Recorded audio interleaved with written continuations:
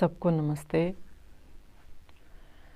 प्रसंग चल रहा है कि किस प्रकार से जो हमारे अंदर की शक्तियां हैं, जो हमारे कर्तव्य हैं, उनको कैसे 3 वर्गों में बांटते हुए और हमारे लिए कौन सा मुख्य वर्ग है उसके ऊपर सबसे ज़्यादा फोकस किया गया है। ये पूरी प्रकृति त्रिगुणात्मक है। प्रत्येक वस्तु में 3 गुण विद्यमान हैं और उन 3 गुणों के आधार पर ही हमारी सृष्टि का यह सारा का सारा संचालन हो रहा है। तो इसी प्रसंग में जैसे इससे पूर्व हमने बुद्धि की त्रिगुणात्मक अवस्था के बारे में जिक्र किया है, अब हम धृति के बारे में यहाँ विचार करेंगे कि ये धृति शब्द क्या है।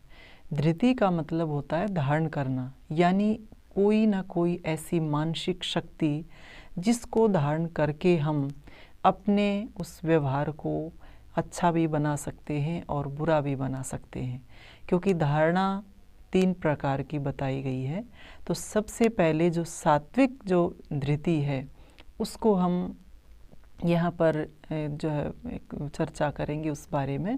तो सबसे पहले जो श्लोक आता है सात्विक धृति के बारे में कि धृत्या यया धार्यते मनः प्राणे इंद्रिय क्रिया योगेना व्यभिचारिण्या धृति सा पार्थ है सात्विकी।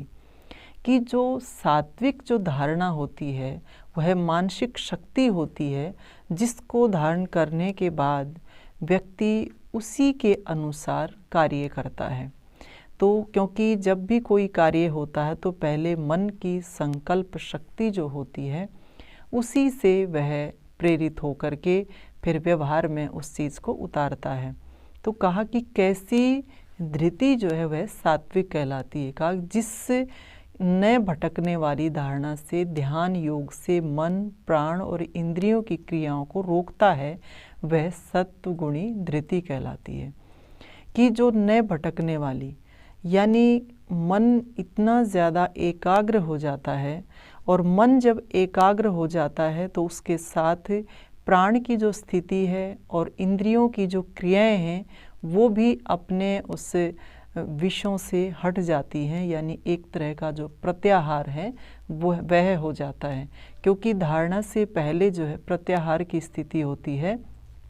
तो मन प्राण और इंद्रियां तीनों पर जब संयम व्यक्ति करके चलता है, अंदर से अपने आप को मजबूत करके चलता है, तो वह जो है सत्वगुणी धृति कहलाती है। और ये जो धृति है इसी से जो है हमारे अंदर एक, जब हम ध्यान करते हैं धारणा से ही ध्यान होता है, और जब ध्यान करते हैं उसके बाद ही धीरे धीरे हमारी जो समाधि की जो अवस्था है वह बनती है। तो जो सात्विक धृति है उसको हमें समझना चाहिए कि इसके अंदर किसी भी प्रकार की कोई चंचलता नहीं होती। अब जो राजसिक जो धृति होती है वह किस प्रकार की होती है। कहा यया तो धर्म कामा अर्थान धृत्या धार्यते अर्जुन प्रसंगेन फलाकांक्षी धृति सा पार्थ है राजसी। कहा कि हे पार्थ, जिस धृति से यानी जिस उस मानसिक शक्ति से उस धारणा से आसक्ति से फल की इच्छा करने वाला धर्म और काम और अर्थ को धारण करता है वह राजसिक धृति है।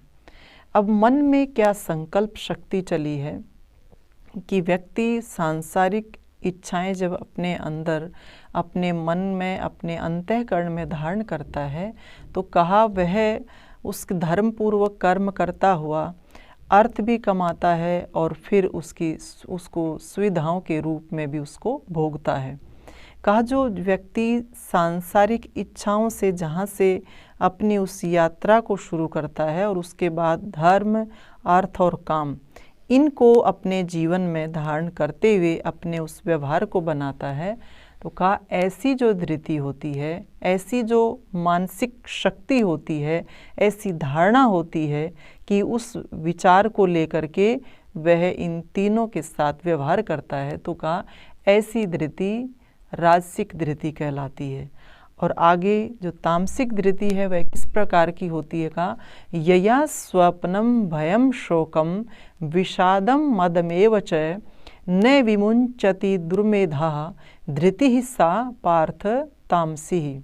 कहा, हे पार्थ, कुबुद्धि व्यक्ति जिस धृति के द्वारा नींद, डर, शोक, विषाद व अभिमान को नहीं छोड़ता, वह तामसी धृति है।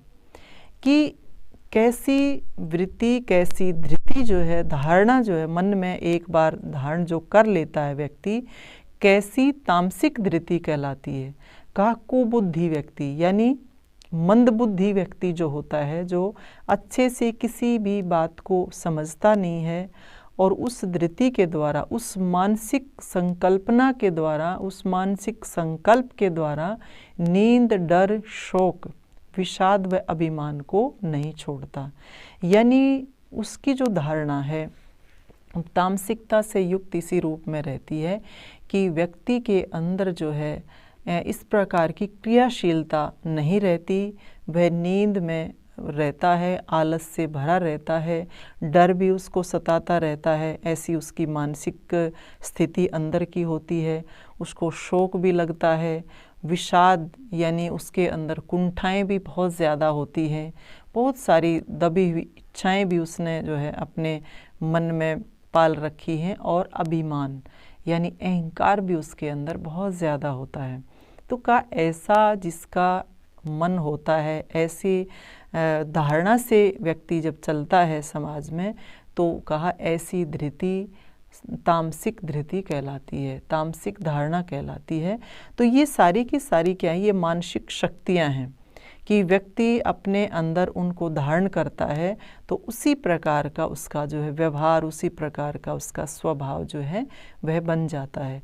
अब हमें ये देखना है कि हमारे लिए कौन सी धृति अच्छी है, क्योंकि जो धृति है, धारणा है, ये मन से संबंध रखती है, और ये हमारा आंतरिक जो साधन है, अंदर का जो सूक्ष्म साधन है, उससे संबंध इसका होता है सीधा का सीधा।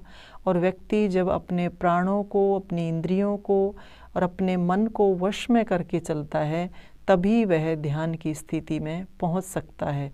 अन्यथा जो बाह्य जो विषय हैं उसको बार बार अपनी ओर आकर्षित करते रहते हैं।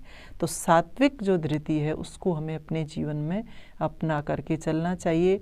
और राजसिक धृति के जो लक्षण बताए हैं या तामसिक धृति के जो भी इस प्रकार के दैनिक व्यवहार में एक अवगुण बताए हैं कि जैसा जैसा वह व्यवहार करता है वो अवगुण उसके साथ रहते हैं, उनको हमें छोड़ करके चलना चाहिए। क्योंकि सात्विक धृति को अपने जीवन में अपनाएंगे तो उससे हमें सुख मिलेगा, शांति मिलेगी। अगर राजसिक और तामसिक धृति के साथ अपने व्यवहार को रखेंगे तो हम कभी भी सुखी नहीं हो सकते। इन्हीं शुभकामनाओं के साथ आप सबका धन्यवाद। सबको नमस्ते।